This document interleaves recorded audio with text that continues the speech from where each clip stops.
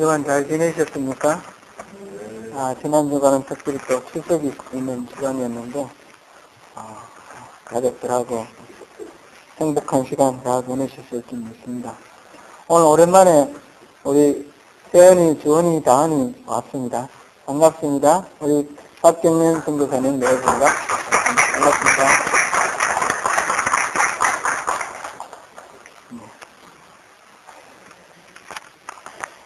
제가 수수께끼를 하나 내겠습니다. 좀 우리 아이들도 재밌게 하고 또 내용도 있고 그런 것을 찾으려고 했는데 적당한지 모르겠습니다.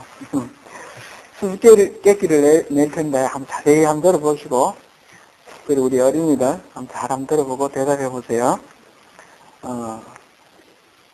제일 쉬운 거는 우리 찬쌤이한테 수수께끼를 내리겠습니다. 코끼리를 냉장고에 넣는 방법을 압니까? 코끼리를 냉장고에 넣으려면 어떻게 하면 됩니까? 그렇습니까? 예, 문을 열고 코끼리를 집어넣고 그리고 문을 닫습니다. 우리 찬쌤이 잘 알았습니다.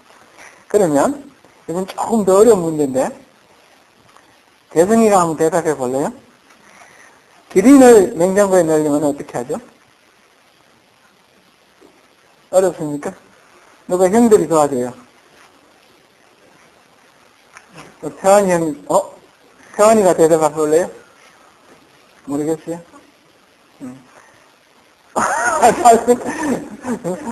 선생님 한번 말해볼래요? 맞습니다. 냉장고 문을 연다. 코끼리를 끌어낸다. 그 다음에 기린을 집어넣는다. 그 다음에 냉장고 문을 닫는다. 그렇습니다. 다음 문제입니다. 동물의 왕자 사자가 숲속에 있는 모든 동물들을 소집을 했습니다. 회의를 하려고. 근데 모든 동물들이 다 빠짐없이 다 왔는데 한 동물이 오지 않았습니다. 오지 않은 동물이 무엇일까요? 계속 찬생님만 손드는데? 우리 문선이가 대답해봐요. 예? 사자? 사자 아니고 좀 더 생각이 필요합니다. 찬생이가 또 대답해 볼래요? 우리 세연이. 기린! 맞았습니다. 왜 기린인지 알아요? 예. 기린은 아직도 냉장고 속에 갇혀 있습니다. 그래서 기린이 오지 못했습니다. 우리 세연이 참 잘 말해주십니다. 그 다음 질문입니다. 이 네 번째 질문을 하기 위해서 앞에 세 가지 질문을 읽었습니다. 인수님의 집에는 딸이 6이 있습니다. 첫째 딸 이름은 1순위, 둘째 딸 이름은 2순위입니다. 셋째 딸 이름은 3순위요, 넷째 딸 이름은 4순위입니다. 다섯째 딸 이름은 5순위입니다. 여섯째 딸 이름은 뭐죠? 네? 6순위? 저 뒤에 있는 사람 한 말씀 해보세요. 인순입니다. 맞았죠? 인순의 집에는 딸이 6이 있었는데, 무슨 말씀을 드리려고 하느냐 하면, 우리가 앞에 들었던 이야기, 우리가 먼저 갖고 있던 지식, 그것이 우리가 뭔가를 판단하는데 장애가 될 수 있다는 겁니다.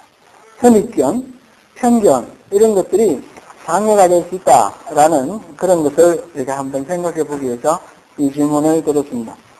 한국에서 보면 요즘 혈액형하고 성격을 이렇게 연결지어서 A형은 어떻다, B형은 어떻다, AB형은 어떻다, O형은 어떻다, 그런 이야기를 많이 합니다. 우리 청소년들 제가 픽업하고 다니다 보면 그런 이야기를 많이 하는데 나는 A형이야, 나는 B형이야 그러는데 이 인터넷에서 보니까 이 성격 유형하고 혈액형을 연결시켜서 그렇다, 타당성이 있다라고 믿는 사람들이 한국 사람들이 한 85% 정도 된다고 합니다. 굉장히 신빙성이 있다. 자기의 경우를 보니까 맞다 이렇게 생각하는 사람이 그 정도 많다는 거죠.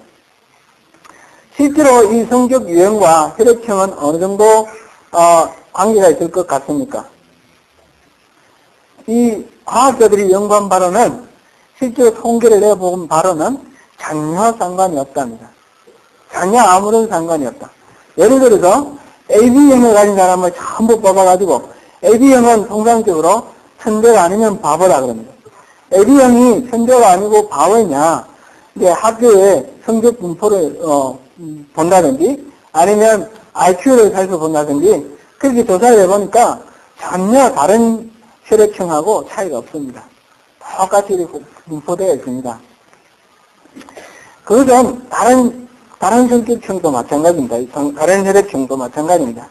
이런 식으로 우리가 주워 들은 어떤 지식, 그것이 한국에서는 또 텔레비전 같은데 또 그것을 부추기는 프로그램을 만들어가지고 계속 확대 재생산을 하는데, 그런 데에 따라가면서 우리가 객관적으로 냉정하게 어떤 사실의 진실을 볼 수 없게 하는 그런 경우가 많이 있다는 것입니다.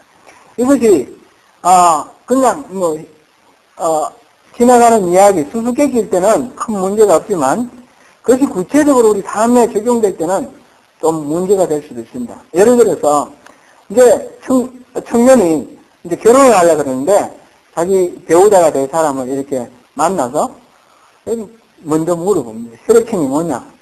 그럼 혈액형의 궁합 이래가지고는 A형과 O형이 맞고 AB형과 B형이 맞고 이런 거 얘기를 듣고 난 뒤에 딱 보니까 혈액형이 틀리거든요. 그러면 이 편견을 갖고 이렇게 접하면 그 다음부터 나쁜 점만 자꾸 보이는 겁니다. 그럼 깨지는 거죠.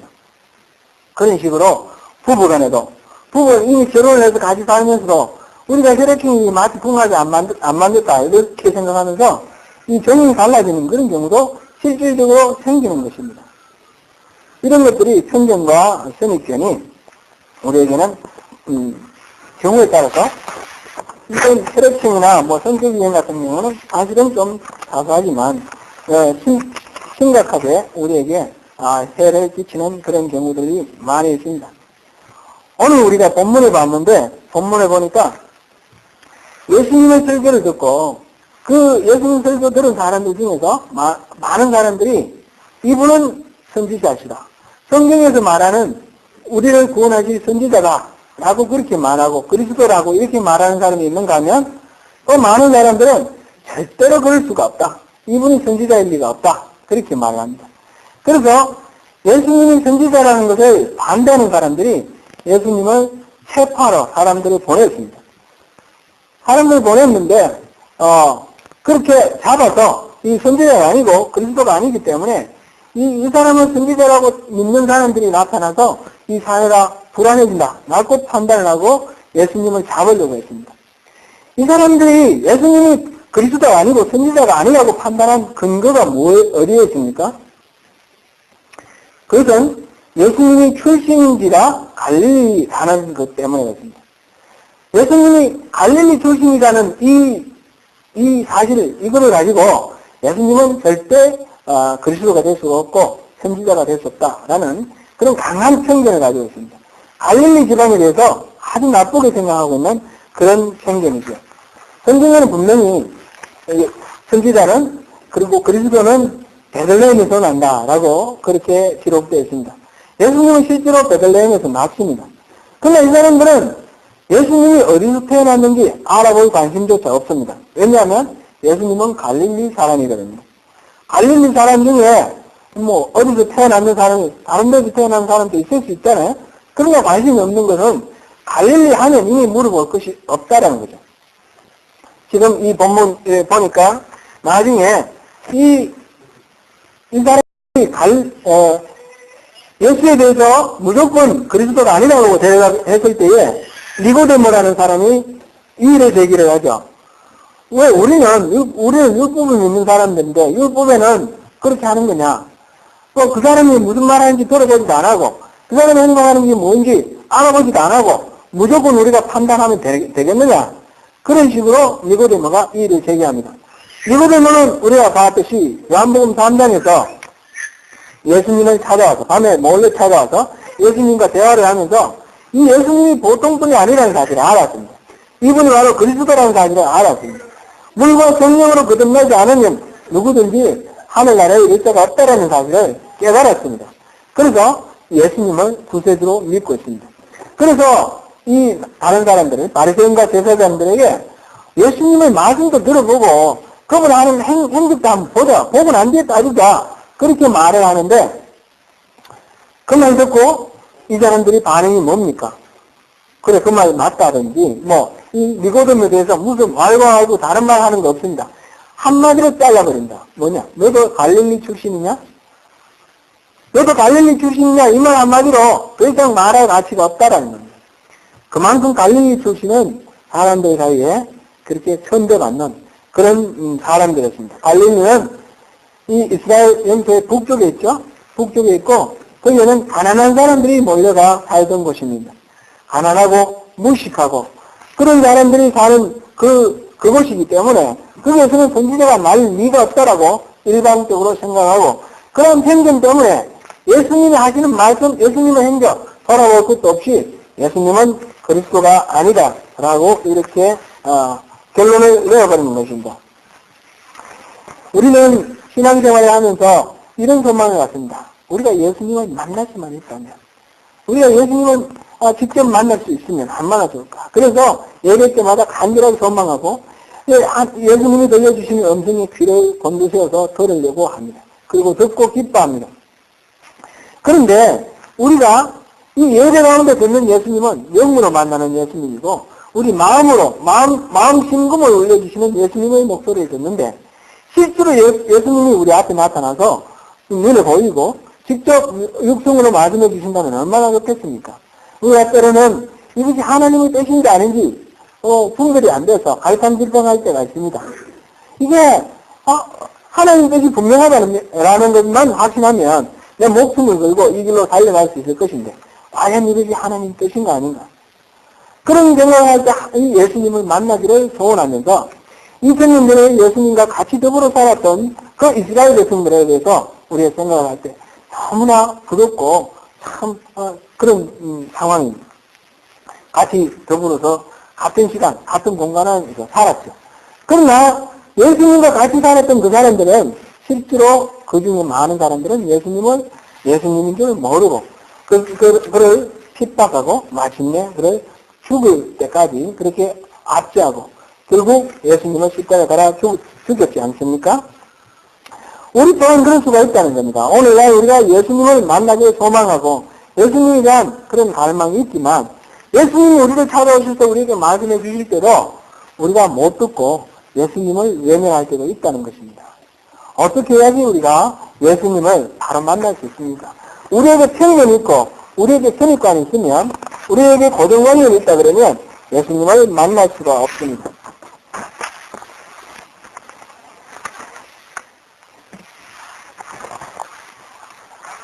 예수님의 비유 중에 예수님의 말씀에 대해서 말씀의 씨앗을 받아주는 마음밭이 네 가지로 설명이 됩니다.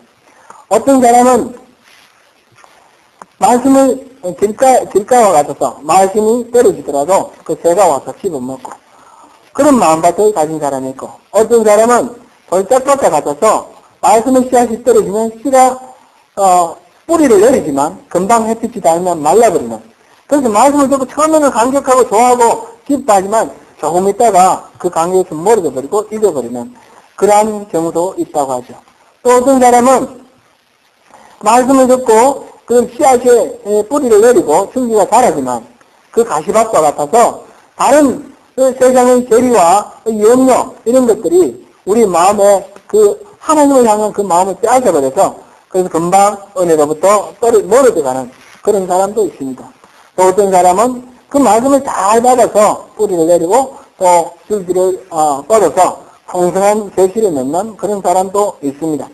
이런 마음밭이 네 가지가 있는데 이 마음밭이라는 것은 사실상 우리에게 고정되어 있는 것이 아닙니다.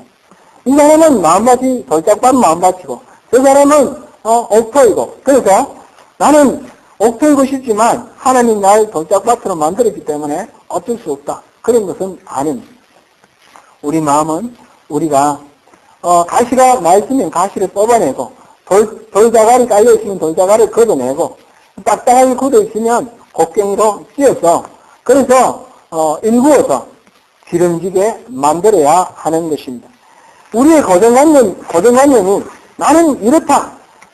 자기 자신에 대해서도 어떤 편견을 가지고 나는 할 수 없다라든지 나는 이런 사람이라든지 그런 식으로 이미 정해놓고, 나는 이런 사람이기 때문에 나는 이렇게 행동하는 것이 당연하다. 이렇게 생각할 때가 얼마나 많은지 모릅니다.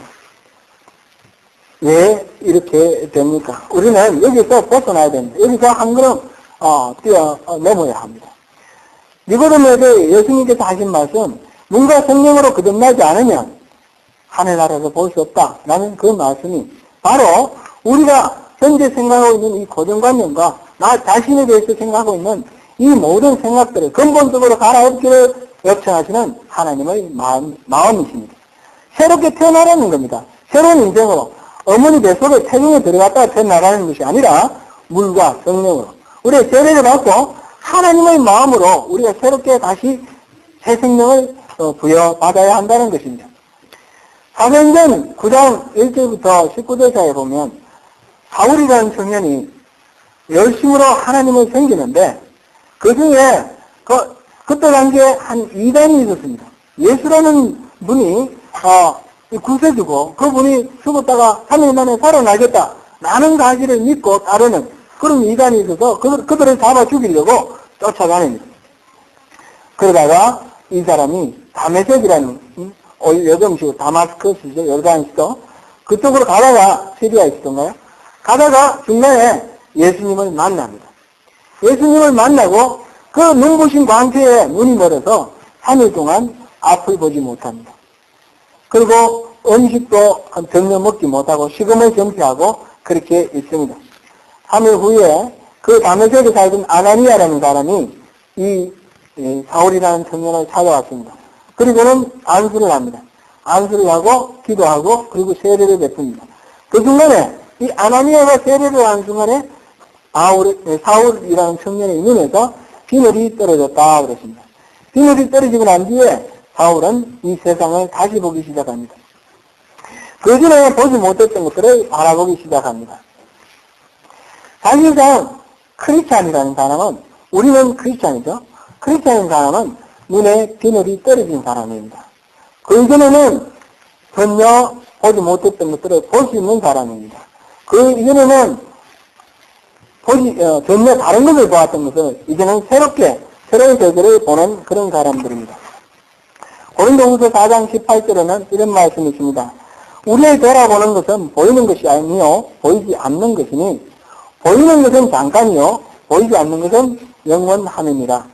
우리가 보는 것은 영원한 것을 보는 것입니다. 우리가 지금 우리 육신의 눈으로 바라보는 이 세상, 거듭나기 전의 상태에서 우리가 죄의 본성을 가지고 이 세상을 바라볼 때는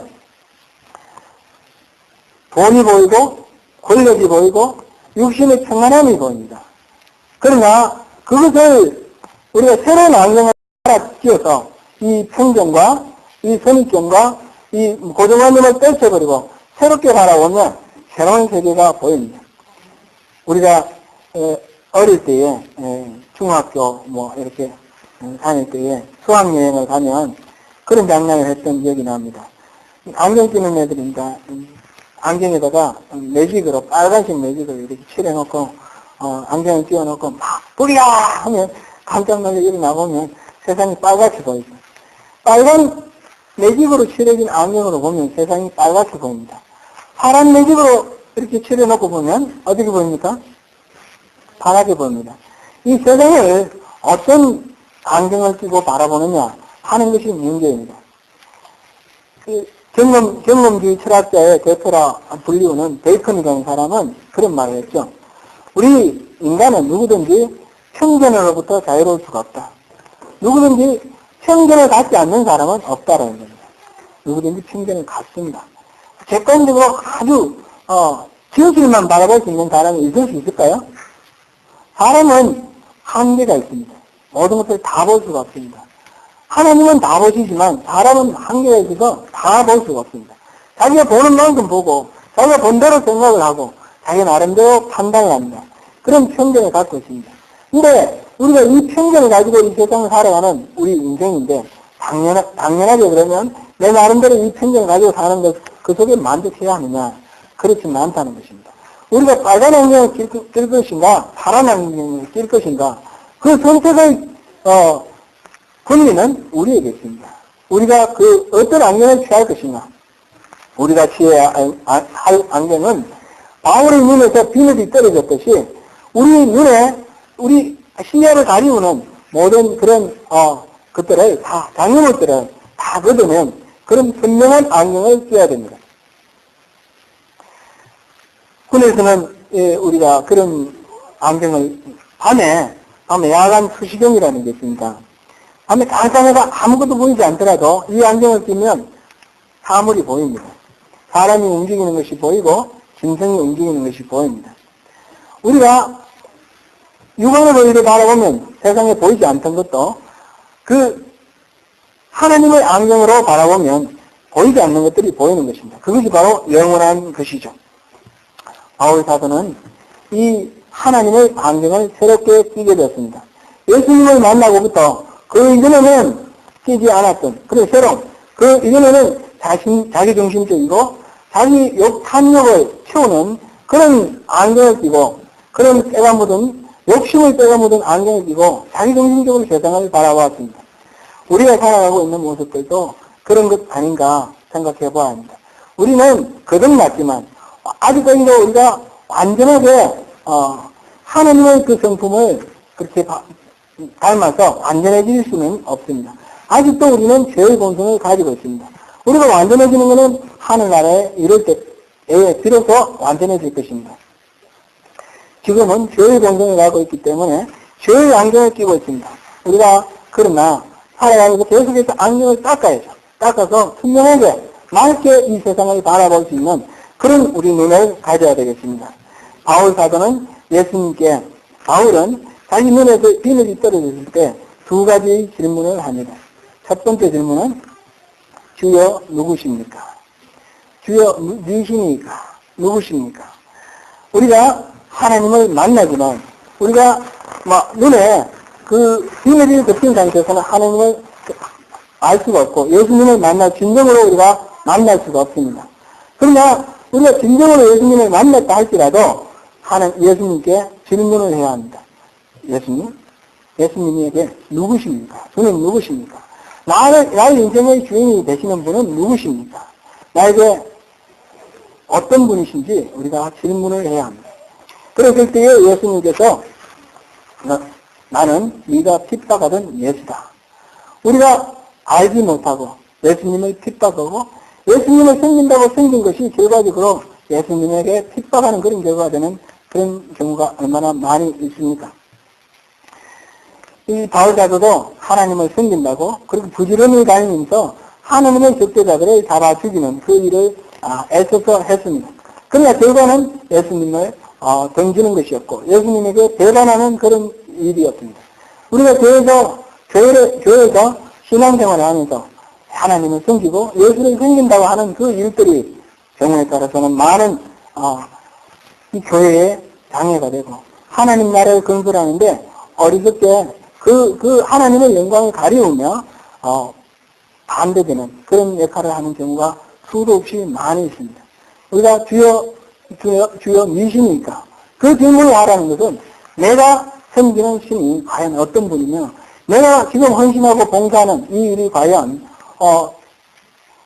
누구를 위한 것인가? 나를 섬기기 위한 것인가? 아니면 진짜 주를 섬기기 위한 것인가?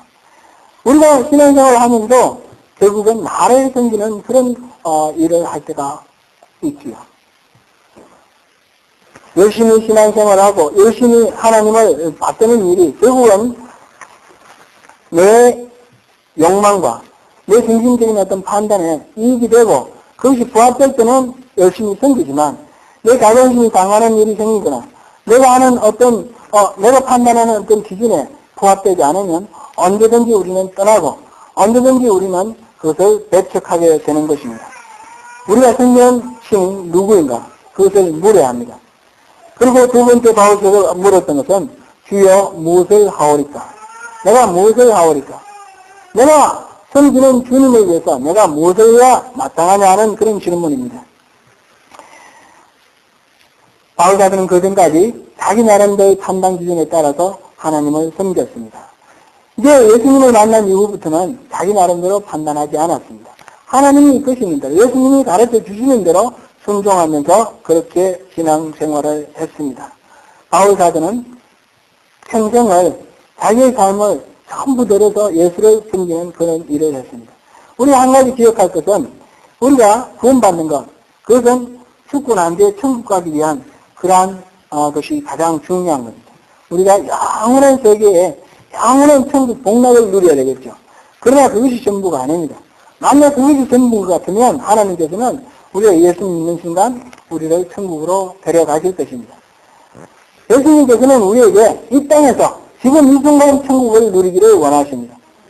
이 땅에서 천국을 누리는 것은 예수님께서 많은 말씀 가운데 우리에게 네 십자가를 지고 자기를 부인하고 나를 따르라 하는 그 예수님의 말씀이나 바울 사도가 말한 그 그리스도의 고난에 동참하라는 그 말과는 어떤 관계가 있습니까? 우리가 우리 십자가, 자기를 부인하고 십자가를 지는 것, 그리고 예수 그리스도의 고난에 동참하는 것, 이것은 이 땅에서 천국을 누리는 것과 어떤 관계가 있느냐는 말씀입니다. 우리가 만약 바울의 그 눈, 바울이 비늘 떨어진 그 눈으로 이 세상을 바라보면 십자가에, 그리스도의 십자가에 동참하는 것, 또는 자기를 부인하고 십자가를 지는 것이 바로 천국의 삶이 될 수 있습니다. 만약 그 비늘이 떨어지지 아니한 상태, 자기의 탐욕과 자기 중심적인 생각을 하게 된다면 그러한 모든 일들은 지옥과 같은 그런 삶이 되겠지요. 예수님을 위해서 살아가기 위해서 헌신하고 또 애쓰는 모든 일들이 그저 고생투성이고 지긋지긋한 교회 생활이고 우리가 떠나고 싶은 그런 신앙생활에 불과할 것입니다.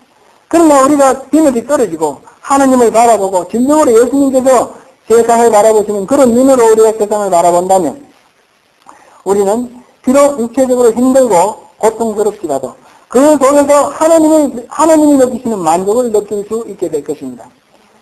오늘 어떤 부흥회를 한다든지 어떤 은혜를 받은 사람들이 이렇게 간증을 하는 얘기를 들어보면 대체로 공통점이 있습니다.